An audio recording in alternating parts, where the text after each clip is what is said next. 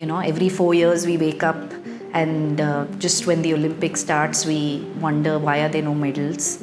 And 2 weeks before when the broadcasting starts, when the ads start coming on TV, we are like, oh, okay, the Olympics is happening, right? Even with Gopi Chand's comment, it was blown out of proportion because we tried to take one subset of it, which is what we call as digital twin of an athlete. Today, if you look at any athlete, for them putting themselves out is as important as their sporting on the field performance. Everyone said Paralympics doesn't have too much of scope or hope, and I think we like those challenges when someone says, oh, India can't do this, oh, you cannot do this. Probably the first 2 cycles, the sport as an industry missed that wave. Sport is not a definitive career, right?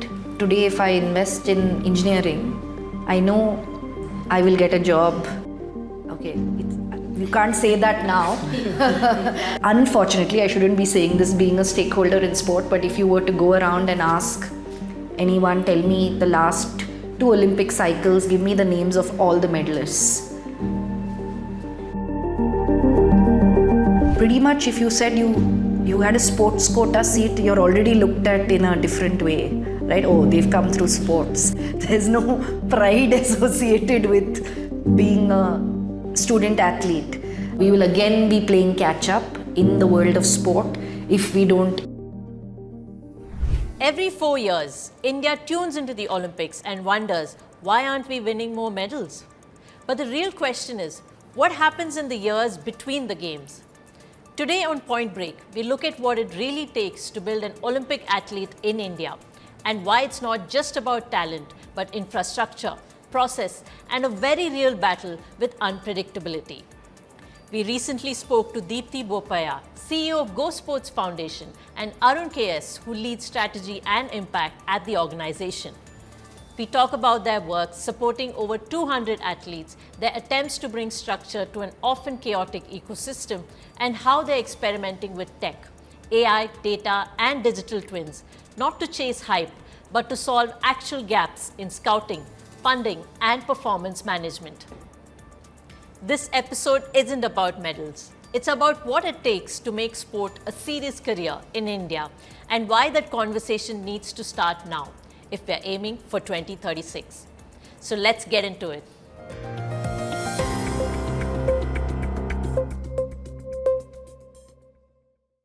So hi Deepthi and Arun, thank you so much for taking the time. Deepthi, I want to begin with, I want to understand what GoSports Foundation is. Can you tell me about your journey and your transition from a corporate field to a complete sports vertical? So yeah.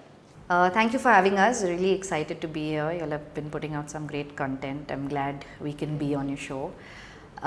So for us, GoSports Foundation is a 16-year-old organization. I think we started it, our founders and trustees started it primarily because we believed that India has enough talent.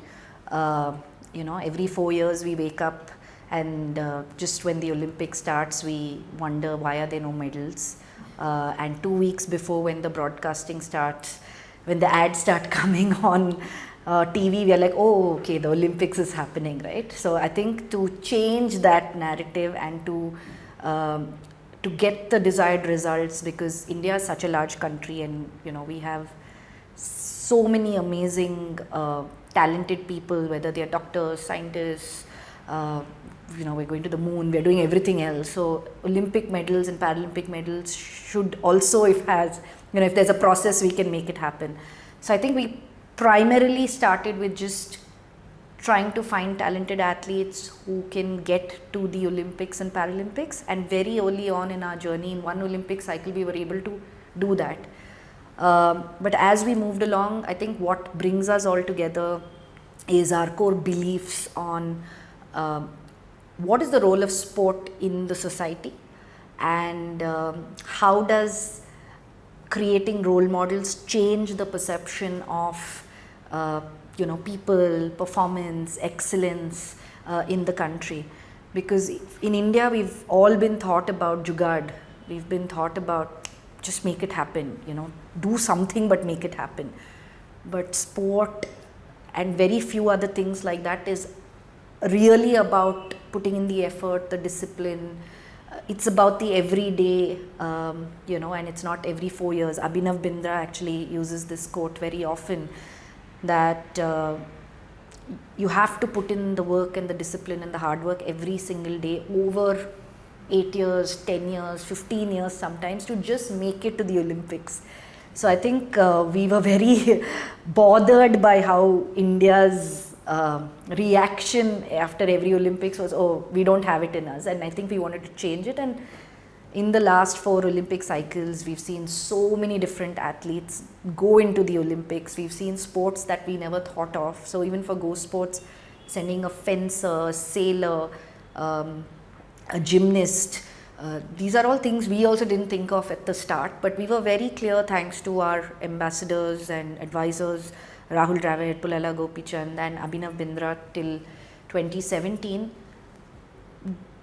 They're all in their journeys pursued excellence, and as an organization we believe that it's worth pursuing that craft to get to the best of your potential. So I think that's really the very ethos and value of GoSports. That's where we sit. So everything that we do is in that belief that sport is not just about medals, but it's about so many different things. It's about women, it's about disability, it's about showing human potential, performance, it's so limitless, right? But it needs a process. All this, madness needs a process. It needs a very, very high-performing team to come together. And we're very fortunate over the last 16 years to have had the right people who've come along the way to help us get here. Whether they're donors, partners, our team members, they all believe in this vision of enabling sports excellence, and yeah, here we are.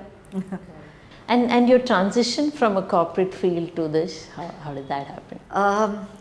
I think for me personally, it's now 13 years, so it's been quite a long time since I transitioned. I've forgotten a little bit of that story. But every time I speak, I get asked about this. But honestly, it's really an athlete at heart, an athlete forever. Could not make it at that time into the highest level in sport. I think at some point reality hits you and you realize where you stand, and you'll have to figure out what you're going to do in your life. So I went down the usual route of doing my MBA, completing it, got my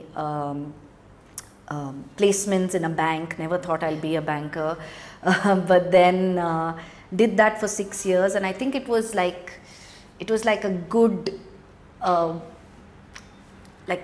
the training ground for me to be part of this journey, because in a bank you learn about systems, processes, transparency. Every paise is important, sometimes, and the team knows that when I just see a rounded number, I'm like, guys, what happened to the 50 paise, right? But I think that's the training that we've had, and our managing trustee is also a lawyer. So I think between a legal mindset and a banking mindset, we kind of brought in this elements which I think ultimately in a not-for-profit organization in India, people are giving you money and they want to know where they're giving you money. So for me, I think the transition was very tough, but it was really after meeting the trustees and understanding their vision, I thought it was worth pursuing. And I was just fed up of this narrative that India cannot do well in sport. And I was hysterically trying to look at, how can I work for a federation, or maybe I should go back. I was a tennis player and a basketball player, so I was like, oh, should I go work in the tennis federation? Should I go? I just kept looking at multiple options.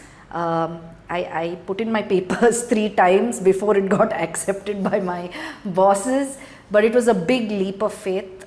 Today, sitting here and talking about the journey feels great, but you have no idea how it could have gone.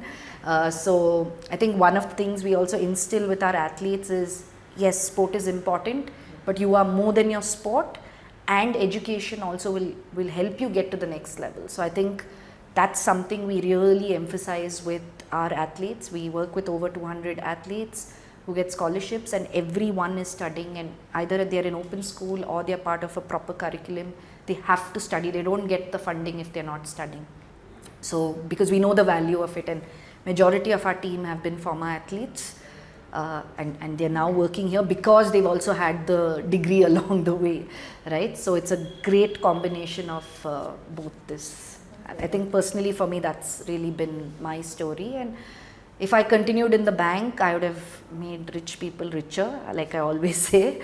But the ability to be part of young athlete journeys, just I think for me, my wish was to be part of 1 or 2 Olympic, Paralympic journeys, and we've been part of like 50 Olympic, Paralympic athletes and medals, and all of that has been really special. So I would not change that for anything. But the training or the actual work that I learned in the bank and in my internships were very, very, very critical for me to do what I do today. And would you be able to talk about these athletes who have made it to Olympics and Paralympics, who are associated with Go Foundation? Yeah, so we've had a whole bunch of badminton players, right from Kidambi Shrikant, HS Pranoy, Chirag Satvik. These are all of them who were very, very young athletes who've come to us, and we've been part of their journeys right up to the Olympics. Some of them have gone and won the Thomas Cup, which is like the Cricket World Cup, and this is the Badminton World Cup. Deepa Karmakar finishing 4th at the Rio Olympics. The Paralympic journey for us has been, we were probably the front runners in actually giving India an opportunity to understand why it's worth supporting para athletes. I think that's something we take immense pride on, because everyone said Paralympics doesn't have too much of scope or hope, and I think we like those challenges when someone says, oh, India can't do this, oh, you cannot do this, you cannot do that. I think it triggers something personally for me, and thankfully for my team as well, to for all of us to take that forward. So it's been quite incredible to be part of these athlete journeys. But what's interesting is we have supported 33 athletes who have won Arjuna awards so far, which is Arjuna award is like getting a highest recognition.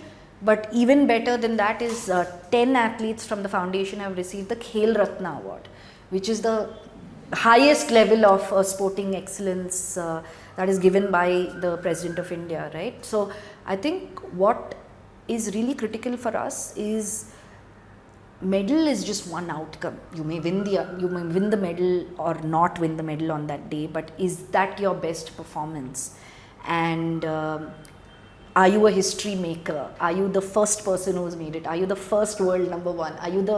Can we really look at success and winning in the larger form of metrics rather than just, did you win an Olympic medal? Because unfortunately, I shouldn't be saying this being a stakeholder in sport, but if you were to go around and ask anyone, tell me the last 2 Olympic cycles, give me the names of all the medalists.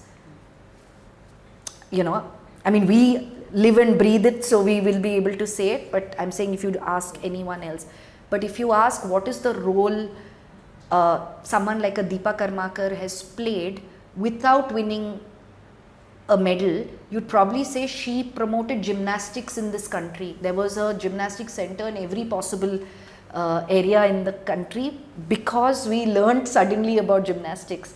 When a golfer was playing at Tokyo Olympics, the world woke up at 2 a.m. and 3 a.m. without knowing anything about golf to watch it, right? So people have started looking at different sports, looking at understanding different rules.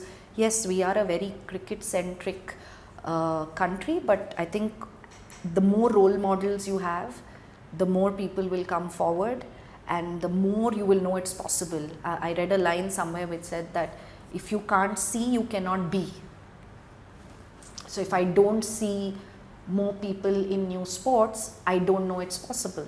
If I don't see women in leadership, I will not know it's possible. If I don't see people with disability moving around with all of us, it's not going to be possible. So I think for us, that whole change and that narrative is very exciting. And we are doing it with small numbers, but in the last 2 years, we've kind of expanded our scope. We now work with academies, we work with state governments, and we work with communities.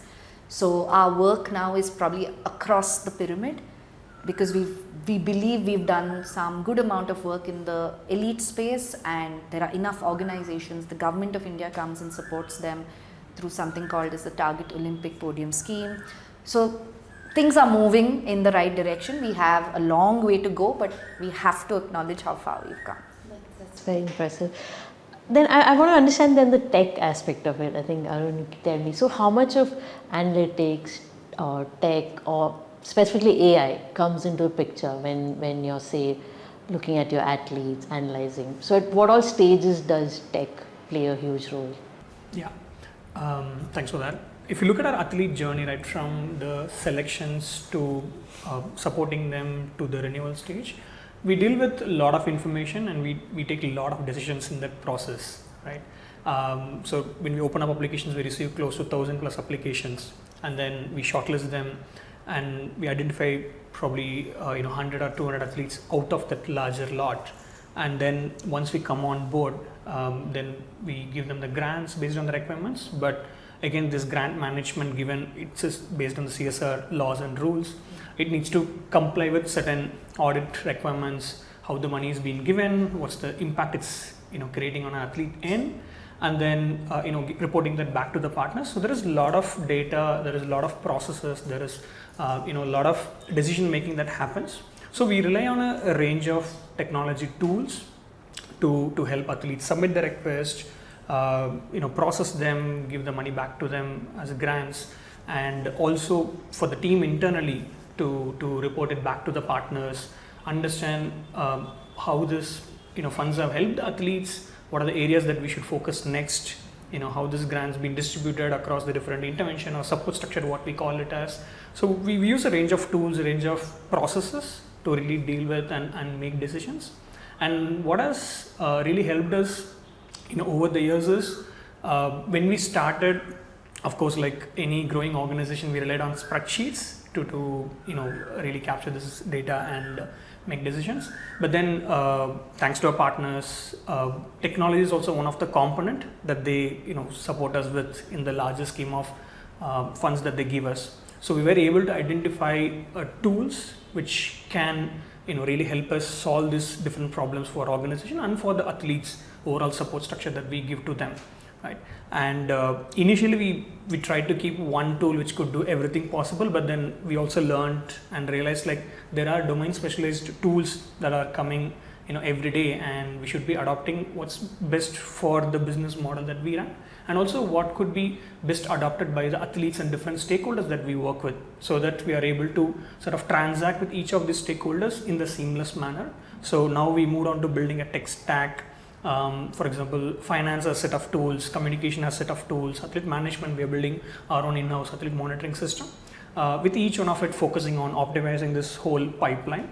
Of course, given AI being in the mainstream today, we are also exploring that space of how we can use AI to improve our athlete management model and the support that we offer to the athletes. So that's again, we are exploring how from a not-for-profit model, how AI could be adopted and used for bettering your athlete management processes. Yeah. So that's what when I attended the Lenovo Tech World, so GoSports was part of it, and your integration with Lenovo specifically. So what kind of solutions or what kind of partnership do you have with them, like to leverage the tech capabilities that you have to kind of enhance it for the athletes? Yeah. So one of the main, like Deepthi was saying, for us the athlete management model, the things are built around it, right? So we have something called as like a POC for athletes, what we call it as. So athlete manager. So each athlete manager manages around 15 athletes, and they sort of understand what the requirements of each of these athletes, facilitate them by working with different stakeholders, right? Now, for an athlete, when they have a requirement, from understanding that requirement to processing and giving it back to them, there is a process and sort of time that the team has to put in to facilitate that. So we were exploring, is there a scope to optimize this whole process, what we call as athlete management processes, through AI. So that was the larger vision. But in the specific to Lenovo, we tried to take one subset of it, which is what we call as digital twin of an athlete. Today, if you look at any athlete, for them putting themselves out is as important as their sporting on the field performance, right? Because they need support from different people. They have media following, they have fan following. So they, what we call it as public profile of an athlete is a critical piece. And we tried to explore, is there a scope to AI coming in and really helping an athlete build a digital profile? Because today you have different platforms, like you have Instagram, you have news medias, you have each of the sports has its own competition tracking platforms. So the data of an athlete is spread across multiple platforms, and our attempt was to really bring it all together and build one profile so that any fan or a follower of an athlete wants to understand what has recently happened, what both on the field, off the field. So can AI could solve. So that was the attempt we tried with Lenovo, and we also built a chat interface on top of it where fans can go and query about when was the last time my athlete Surius took part in a particular competition, or when was the last time my athlete gave a fan sign off or a t-shirt signed off to someone. So it could be anything around an athlete, publicly available information. We try to build an AI layer and chat layer on top of it. So that was our POC. But I mean, a lot of learnings from it, of course.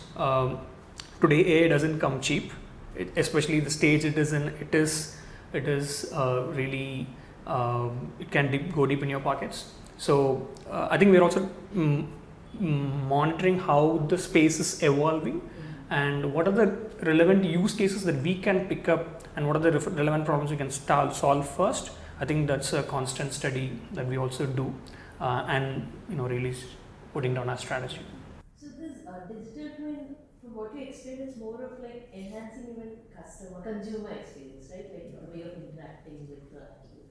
Does it also help with athletes' performance building, like along the way you kind of use that model? I mean, we started with this because it's a POC and everybody was talking about digital twin. So when this opportunity came up, we just thought it's very interesting to understand what goes into actually putting something like this. I mean, while our vision, Arun explained how large our tech vision is and the tech stack, we also wanted to understand, we want to be ahead of the game in terms of what's available, and if everybody is saying how AI is solving so many things for them, how can it solve our athletes' life?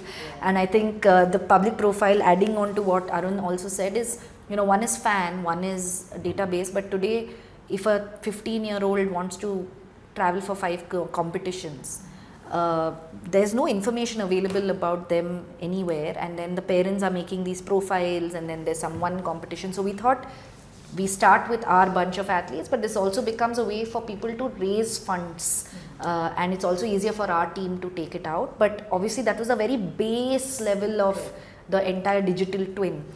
The way we envision digital twin, and obviously through your platform there's so many people who build, we'd love to really we have great athlete managers, but can basic queries which don't require full intervention on high performance levels, can all those queries get done through AI? So can your athlete digital twin and athlete manager twin be there, maybe internally and externally, to solve for each other's basic requests, right? If I'm an athlete and I want to do something and I want to get something done, and even if they're talking to GoSports, can we solve some basic stuff for them? So we were initially debating whether we want it in-house athlete digital twin, or do we want an external one, but we thought it's only right to start with our athletes and start with one sport, test for it, see what is possible. And I think we got some good results, but the scope of the project is very large. So we would love to have people in tech and AI come, help us, work with us, create something for Indian sport, because it's not happening in the speed and the momentum that is happening around the world. We will again be playing catch up in the world of sport if we don't introduce AI into analytics, into our data.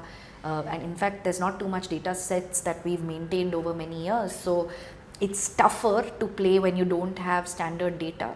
But I think that's the exciting part. How do you build in a non-structured setup like sport? Everywhere else you have a lot of structured patterns and data available, but this is so different and there's so much of information.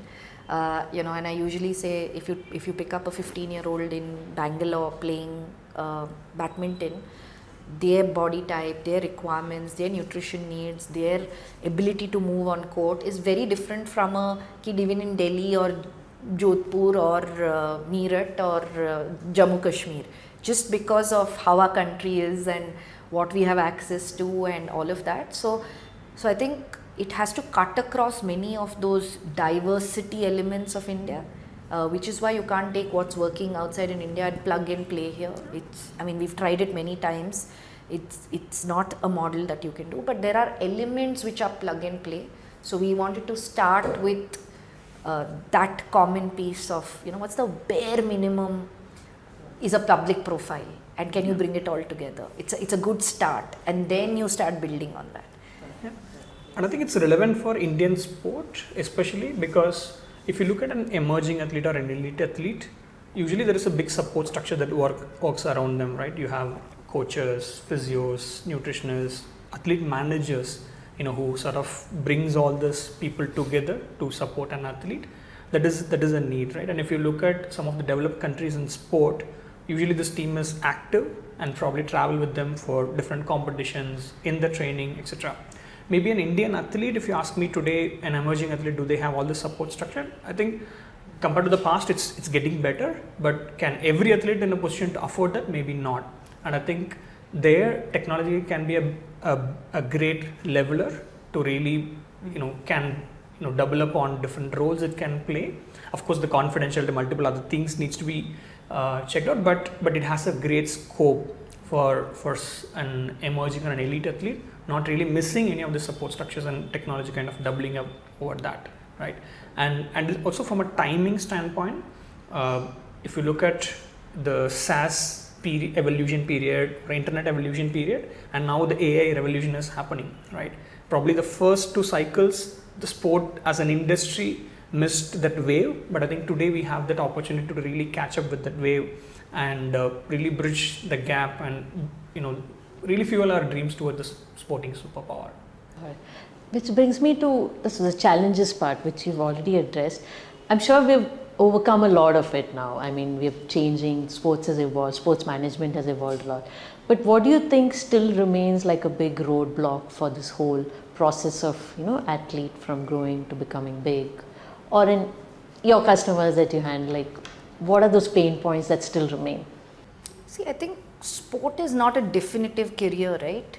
Today, if I invest in engineering, I know I will get a job. Okay, you can't say that now. Yeah, I have to change that. Engineering or tech world, and if AI is going to grow the way it is, they're talking about very new industries coming. But there is a societal belief that a certain education degree will get you a job, and sport is extremely unpredictable.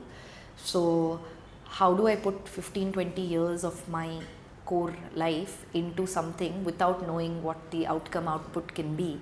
And which is why you need to be an athlete who's a student for life, right? You can't just be an athlete. You are just not somebody who plays sport. You need to be able to do both. You need to be able to evolve into a way which kind of you manage, because careers in sport can be so short because of an injury. You don't make it to the team. You just don't enjoy it anymore. The mental health part of it. There are team dynamics, there is locations, there is travel, there is money involved, there is funding. There are so many external factors that so it's not like school and college where you just go, I pay my fees, I do my 4 years, I get my degree, and then I figure. Right? Sport is not that simple. So I think that narrative around what it means to be an athlete has to probably change, and it is changing extensively. Today, a lot of organizations are hiring people who've played sport in their formative years. In fact, there is a Fortune 500 data that says that the top 50 companies in the world are run now, at least the leadership, the C-suite leadership team have women who've played sport in their formative years, which is very big data point. So what is the role of sport in leadership, and maybe 15-20 years later? You will not know now, right? But these are the skill sets you're learning when you play sport in school and college and university. You may not even make it to your state and India team, and I think many of us in our team, including me, that's what has got us here, right? We played sport. A large part of who we are is because of sport. So that remains a challenge, the societal narrative. Second is probably funding. Third is the model in India, because of the diversity of our country, cannot be one size fits all, even in India. The South model is different from the East to the West to the, and if you look at any other country, one model majorly fits the country, right? So if there's a junior pathway, everyone can follow the junior pathway. At least that's really. But why is that? Like in India, you have so much more. Because we're just so diverse. Every 60 kilometers, we have a different dialect and different food we eat. Every 60 to 80 kilometers, right? That's probably the math. So even when we travel internally, if you've put a program here, we can't expect that program to work in, like we work with Arunachal Pradesh as a state government.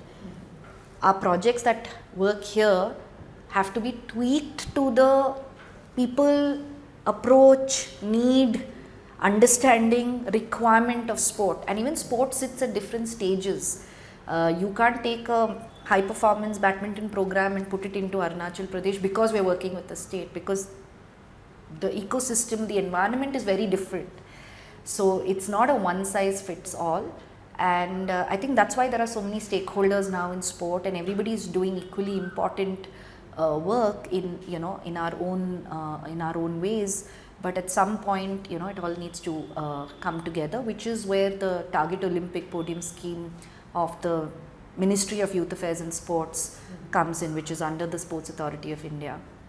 I also sit on that committee, so have a good bird's eye view of what we do and what the government does and how we should complement each other's work. And I think nowhere else in the world that happens, where there is a committee that is funding the elite athletes of the country to go and win medals. It's unheard of in many countries. So I think we're getting there, but it's a long way. Especially it's about building a culture of sport amongst the youngsters now. India has also recently submitted its bid to host the 2036 Olympics, which means none of your athletes who, I won't say none, but many of our athletes who went to Paris may or may not be there. So you need a whole bunch of youngsters who are actually participating at 2036 Olympics and Paralympics. And what sport, which sport? If a country hosts the Olympics, they say they should at least get into the top 10 in the medal tally. So then, there's a lot of work to be done, and 13 years is, I was here 13 years, right? So I'm saying it's just going to go really fast. So, but there is a lot of work happening from different stakeholders in the government, and I think our team also, we have a lot of people who understand the importance of high performance. And one is tech, the way we see it in the normal way of improving efficiency, but I think there's a whole world of analytics, of sports engineering, of improving your timing and performance based on the technology.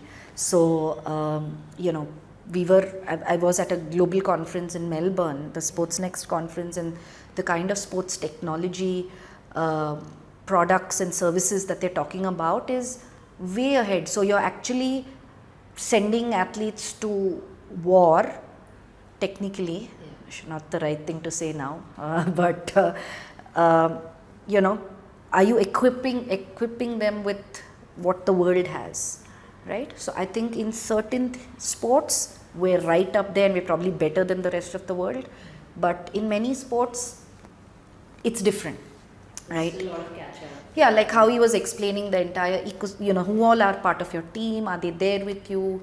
When you're an elite athlete, you will get everything, right? But actually when you're younger, you may need most of it. And in India, we like to flood with awards and rewards and cash prizes after you win. But we won't get anything in the formative years. So I just hope, people, at least our partners have changed that thought process and they want to go younger and, start early, which is super. But it's all part of, it's different challenges, but you can't really call it challenges because each of it is in a different stage of its evolution and solution, I would say. But don't you think finance is still a main concern, right? Like if you want to start young, the kind of investment you have to put in for the child to grow. And I think recently Pullela Gopichand had made a comment on how if you're, say, a little well off, you're able to sustain it. But isn't that actually the reality that's there in India? Yes and no. I think that's also because sports was always looked at, pretty much if you said you had a sports quota seat, you're already looked at in a different way, right? Oh, they've come through sports. There's no pride associated with being a student athlete. And, like we were talking about earlier, it's a very risky job. You can put 15, 20 years of your life and still not make it. We all did that. But are we positioning and showcasing what are the life skills all of us have learned because we played sport? Right? But if you're only looking at it as a professional athlete and I'll be world number one, I think that's not going to happen. Because if you take data and I think even with Gopichand's comments, it was blown out of proportion because it was only one part of his entire interview that became news, right? He is actually saying it's up to us as stakeholders, it's our responsibility to say that if you're a young athlete, have a alternate path along with your sport. You need to be managing both. Today there are open school options, there is topics that you can choose which you're passionate about. It's not like before where we all had to study things we were not even interested in, and today you can pick one topic and then pick another thing, and they're doing so well, right? There's so much options and opportunities, so make use of it, but be realistic. And I think that is very critical, and that's also our role as stakeholders, that if you have a talented athlete who's winning at a national level continuously but is just not able to make the move to international, all of us spending another 15, 20, 30 lakhs on that athlete may get them to 1 of 5 international tournaments, but it will not take them to the top. May not take them to the top. So is it a time to have certain clear goals set that, hey, we'll do this up to this point. If you're able to reach this point, we'll back you till there. If you don't, then let's start thinking about how you transition out of sport. I think transition conversations don't happen openly and easily, and for most athletes, they think because of what they've seen everyone become a coach. So they think the only option I have is a coach. They think I'll get an academy, I'll win a medal, the government will give me a space to build my academy.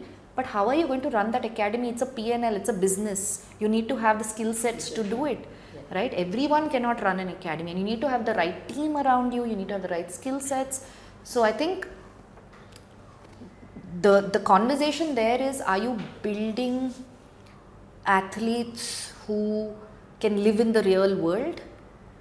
Or are you building them in the way saying, oh, I'll give you all the money, you go all out, you do everything, and it doesn't matter? I think that doesn't matter is where the discussions have to happen. It matters because these athletes are 24, 25 they have the rest of their lives, to figure.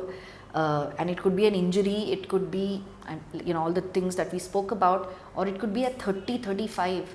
How will you rebuild your entire life at 35? What are the skill sets that I built? You may get a public sector job, you may get a job in income tax, but you're going to be only in that position and not go to the next level because you've not built the skill sets. And I think that is a collective responsibility. You can't blame the system for why they're not promoting them, or why am I asked to listen to somebody who's not even won a national medal and I'm a Olympic medalist. And it's very sad in some of the scenarios which he's alluded to and spoken about in his article, because it's like, look at what I've done for the country and now I'm taking orders. But then I understand that in terms of, because there are such few medalists for the country, but what are the roles and responsibilities athletes have as national assets, right? And as an ecosystem, can we actually take that responsibility? And all our programs actually have athlete education. So every single athlete goes through a financial, how to manage their finances, how to sign legal contracts, how do they talk about their story, what is the brand that they have to build. They go through, we've just recently started doing CPR, trainings, getting certificates, trying to build an athlete along with their sport. I think collectively we need to do a lot more. So sport is also education, and our donors and partners understand that it's part of nation building.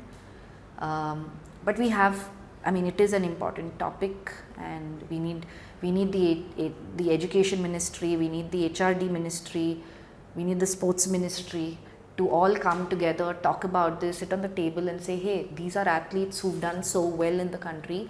What are the skill sets that we can build, and how do we use those, how do we transfer these skill sets into different areas of the country? So I think it's a policy level conversation, and I'm glad Gopichand started it. He's also one of our advisors and constantly challenging us on some of these things. So yeah, it's something for all of us to look forward to build. Just a continuation to that. So Arun, do you think tech or AI at any point, maybe not now, but at least in the future, it can reduce the financial burden or can solve a lot of these problems that we just discussed? Yes and no. I think if you see, there are a lot of models available across the globe for us to study and really adopt things that would work for the Indian context. One thing I'm just picking from this earlier point was that sport career is not black and white. That I think we all of us need to understand. That's one. And number two, if you look at that career, there are different highs and lows, right? And I think at large we would like to have the athletes stay connected with the sport. I think that will be the larger attempt, and help them reach the highest levels, right? So I'll just like to draw a parallel with some of the methods that's followed in developed countries. So I was fortunate enough to be part of one of the international talent identification program, where the country's Olympic team was identifying the talents almost 8 years per year. So this was for 2024 Olympics, and I was there during 2016-17 period, and they were identifying talents at the time, right? And they start with very basic metrics like your speed, your endurance, etc., and then accordingly help the talent to pick up a sport which falls in that broader speed related sport or endurance related sport or agility related sport, etc. And then they kind of move across the pathway, right?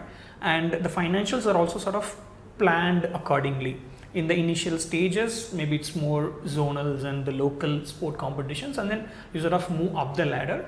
And what is the expected sort of the finances an athlete needs to be prepped of? That's clear there, right? So they go through that ladder in a way, right? I think those kind of processes are evolving in Indian context. I would say today you have, like us, there are different organizations trying with different models of sport development. You also have services, army, they also doing their bit in terms of identifying this talents in the remotest regions of the country and get them to stay connected with the sport, and then really help them reach the levels that they could go up to, and beyond a point they become members of the army and services, railways, all of that, right? So it's a mix of these processes and the planning. I think once that structure, the other structure is there, and wherever there are minor gaps, yes, definitely the technology could come in and play and help an athlete, right? But if we sort of keep it at a very open slate, then that might be a difficult, a challenge for anyone, right? And it is also the mindset level, I would say. Not looking at sport as a black and white career, because if you look at even each of our own careers, not necessarily sport, but in a finance or a HR, all of us, I mean, not necessarily everyone do the same career for 40-50 years, right? People take switches, people move completely different streams. So sports, I think, also need to be looked at, and wherever the talents are flourishing, that talent needs to be supported and help them reach the highest levels. So that's like a pyramid, right? You will have a bottom layer really, really big, but then it sort of narrows down as we goes down the top, and each level, the technology's role is very different in terms of what someone at a bottom level needs is very different from a mid level to a top level, right? And I think at GoSports we sort of play at the top 2 to 3 levels, I would say, from an elite emerging levels, and our technology focuses more on that space in terms of how do we enable the talents who are doing good at a state national level to reach the international level. What are the things that they would need? For them the finances matters, for them the high performance environment matters. So that's sort of technology we are focusing towards. But if you look at the grassroots, the bottom layer of a pyramid, again the need is more of how a technology could help a talent understand where their skill set lies, and then how it could sort of give them the leverage to the next levels. So I think there is a lot of scope to really pick up, and for Indian context there is so much diversity, so there is a lot of work is required, and there is a big scope. Yeah, I'd love for technology to be part of scouting, technology for high performance, technology for seeing the build of a person and saying, hey, you know what, you'll be great for this sport. I think there you need it in the masses, right? And like he rightly said, the armed forces and the railways, and in fact the contribution of the armed forces in Indian sport is extremely high, because they've picked up talent when they're 8 and 9 years old across the country, right? And now they've started a girls scouting program as well. So in the next cycle, 2036, you might have a lot of the kids picked up from there actually doing really well. So there are complementing roles that all stakeholders play. But to add to your thing on technology, I think one of the very clear places we saw it this time was also in the Paris Olympics. If you have been tracking our hockey team, the men's team actually won a medal for the second time. We won in Tokyo and we won in Paris. And one of the biggest interventions that they did throughout was having a data analyst with the team. So they played and they reworked so many of their models. Shrijesh and Harmanpreet were talking to us at an event recently and actually saying they practiced so much, because the analytics team would tell them that if you end up being a 10-member team on the field, how are you going to play, where are you going to stand, where are you going to move, what are you going to do? And the role of technology in a absolutely critical match, and the coach having that information to make the decision, it's that significant. It's a medal or no medal, right? So it's the technical part of it, or the analysis part of it, is very different depending on the level of play in the ladder. So I think for us now, we're sitting on a lot of data. We need analysts. We need a lot of data analysts to actually come and review this 16 years of data and say, hey, these are the patterns. This is something I see for this sport. This is what we can do. I keep asking Arun, my technology knowledge is not so great, but like a common person saying, so much data we have, this AI is solving everything, why can't we solve this? Right? And he's like, it just doesn't work like that. We need to kind of pause and see, how it's. I'm like, no, but everywhere I see they're making this deck, they're making this presentation, this data chart is coming out like this, why can't we do it for us? But that's the area where for sport it's not yet, those metrics are not in place in many of these areas. So in some sense we're even building what we consider metrics and what is an Indian sport metrics and what is, in comparison to the global sport metrics. So yeah, it's a work in progress. It's exciting times. I think technology is going to sit in front and center of many decisions, both at an organization level and for Indian sport. And I personally believe the sooner we embrace it wholeheartedly and not as POCs, we can have the shift faster. At least that sitting in a conference, understanding what all is happening in tech, in other fields, in medical fields, in the kind of stuff that is happening, like why can't it happen in sport, right? I'm sure there is someone in your audience and in your network who is keen to build on sport, and we'd love to talk to them. And would you just touch upon like who are your partners who are collaborating with you, who are backing your vision? Would you be able to talk about? Yeah, I mean, we have a whole bunch of well-wishers and a lot of entrepreneurs from Bangalore, from the entrepreneurs organization, who started backing us up, and YPO and EO. I think they were our first set of partners, and then 2013 is when the CSR rule got formalized, and then we got Aditya Birla Capital, who came on board as one of our partners. And I think from there on we got IndusInd Bank, we got Sony Pictures, we got Infosys Foundation, we got AT&T, we got Dream11, we got a whole bunch of different partners from there, and each of them believe in the philosophy of nation building, and they do believe that sport has the role, a very critical role in nation building. So we're very fortunate to have partners who are not asking us how many gold medals and silver medals we have, because that's not what we're promising. We're promising a change in the belief system of this country and really positioning why it is important for excellence and athletes to really meet their truest, best potential, so that many more kids get inspired and take up sport and learn the values and life lessons of sport and to go forward. So CSR is a big piece for us. And I think even Rahul Dravid is like part of your advisory or strategy. So Rahul Dravid, Pullela Gopichand are our advisors, and Rahul has been supporting us since 2013.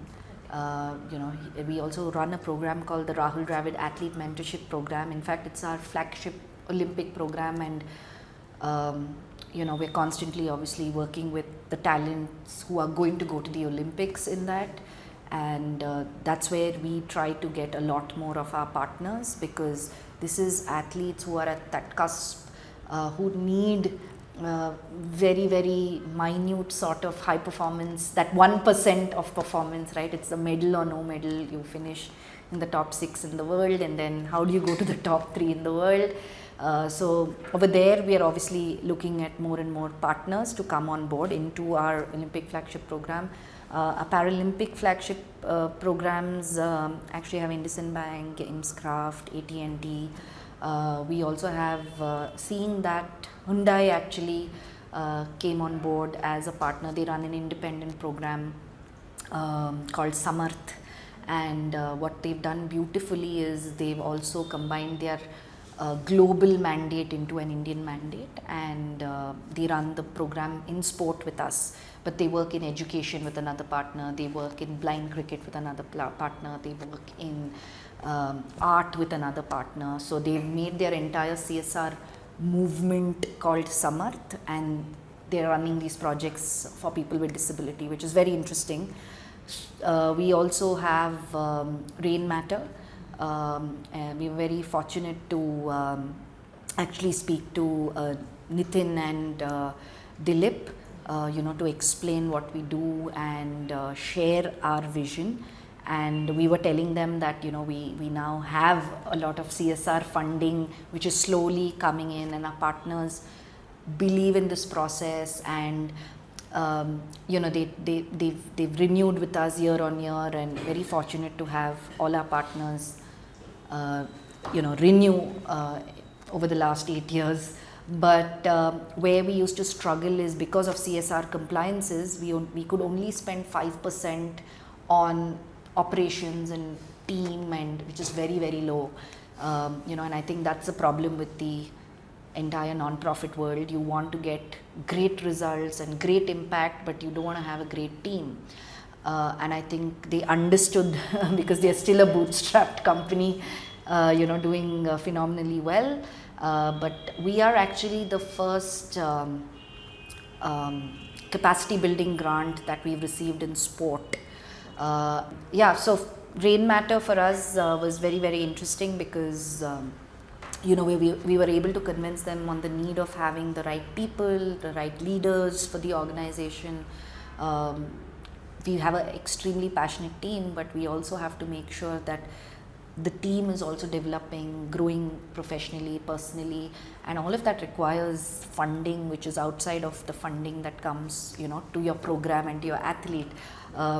We need to be a high performance, high productive team to work with high performance athletes, right? You can't have a different set of people actually working with an elite athlete. The environment and the people around them is extremely critical. So very fortunate that Rain Matter came on board and gave us our first capacity building grant, and we're looking for more partners on capacity building grant, on building our corpus.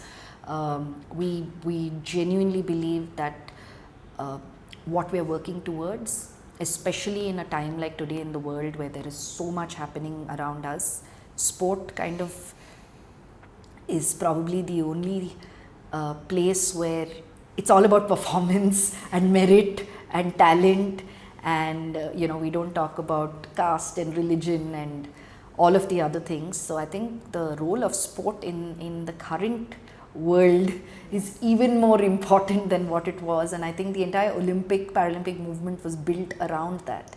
How can sport give people the confidence and the ability to come together, work together, perform and compete on a sporting field, right? That's where we want to compete and show our prowess in some sense. So I think we love the fact that we are part of that movement and that part of nation building, being change makers, and really each and every person in our team and our partners, now all of you, the fact that you all are also talking about this story, we consider everyone who joins us as part of the change maker family and helping us change the script for Indian sport. All right. Great. Thank you so much. This was very insightful. Thank you, Deepthi and Arun, for your Thank you. Thank you so much for having us.